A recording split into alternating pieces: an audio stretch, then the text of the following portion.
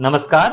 अष्टावक्र गीता की सीरीज में आज हम बात करेंगे अध्याय 3 के श्लोक 10 के बारे में। श्लोक कुछ इस तरह से है। चेष्टा मानम शरीरम स्वयं पश्यति अन्य शरीरवत संस्तवे च अपि निंदायाम कथम क्षुभ्येत महाशयः। अर्थात जो अपने चेष्टारत शरीर को दूसरे के शरीर की भांति देखता है वह महाशय पुरुष स्तुति और निंदा में भी कैसे क्षोभ को प्राप्त होता है। आइए इस श्लोक को एक प्रश्न के साथ शुरू किया जाए। क्या आपने अपने शरीर को निजी माना है? यदि हाँ, तो आप अपने शरीर को कितना निजी मानते हैं? हर प्रतिक्रिया, हर अनुभव को मैं से जोड़ते हैं?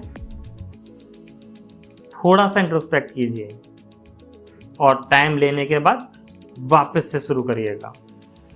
जी हाँ, गुरु अष्टावक्र यहाँ पर हमें एक बेहद गहरी और अद्वैत दृष्टि सिखाते हैं। सच्चा ज्ञानी अपने शरीर को भी ऐसे ही देखता है जैसे कोई अन्य शरीर क्रियाशील हो, उसे मैं से नहीं जोड़ता।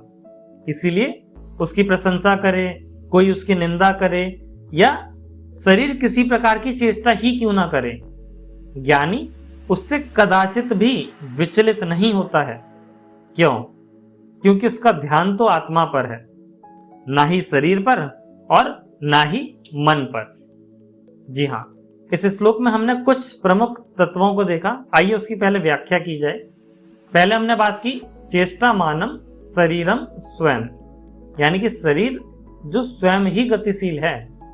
दूसरा हमने कहा अन्य शरीरवत, यानी कि उसे ऐसा देखना जैसे वह किसी और का शरीर हो।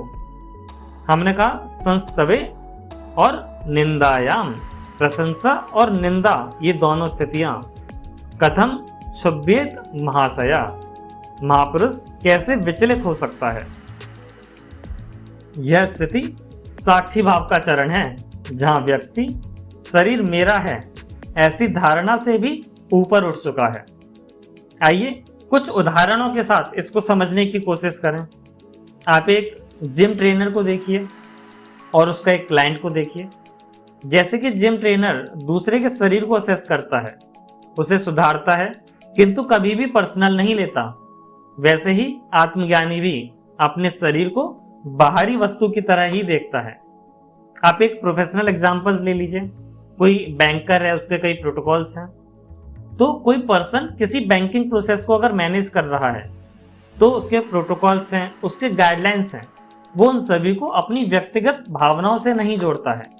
यह समझ कि मैं केवल उसे एक प्रणाली का हिस्सा मात्र हूं, उन्हें प्रशंसा या फिर किसी भी तरह की आलोचनाएं विचलित ही नहीं करती है। आर्टिफिशियल इंटेलिजेंस का दौर, कोई रोबोट का आर्म कंट्रोल है। एक रोबोट आर्म जैसे ऑपरेट करता है। अगर आर्म तेजी से हिलता है या गलती करता है तो एआई उसे फीडबैक मैकेनिज्म से सुधारता है, कभी पर्सनल इंसल्ट नहीं मानता। ऐसे ही आत्मज्ञानी बॉडी और माइंड को पर्सनल नहीं मानता है। जो साधक अपने शरीर को ऑब्जेक्ट की तरह देखने लगता है, आप देखिए उसकी जो इनर स्टेबिलिटी है वो अटूट हो जाती है। मैं शरीर नहीं हूं, ये अनुभव ही गहरा हो जाता है। तो दुनिया का कोई भी प्रतिक्रिया उसे छू ही नहीं सकती।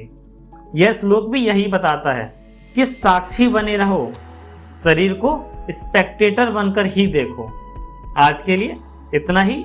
आगे की वीडियो में अगले श्लोकों को बहुत ही इन डेप्थ एनालाइज करेंगे। नमस्कार।